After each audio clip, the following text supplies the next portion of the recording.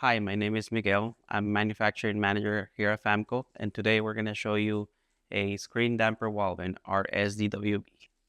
This is FAMCO's screen damper wall vent, one of our most popular wall vents. Let's open the box.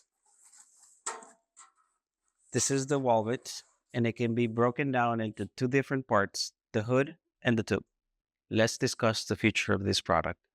The tube is where we connect the HVAC system to the outside air.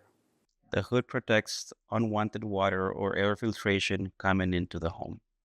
From the basic wall vent, we can include a damper or screen or both, like you can see here. The purpose of the damper is to regulate the airflow in and out of the vent. The damper is also recommended in most applications. The vent also includes a screen. The screen is used to prevent small animals and insects from going into the system.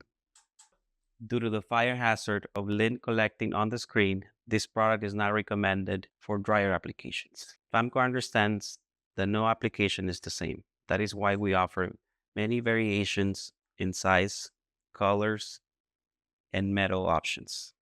If you're looking for other styles or options, check out our full catalog at famcomfg.com. Thank you for watching this video. For more, you can check out our YouTube channel or you can check out our website. Thanks.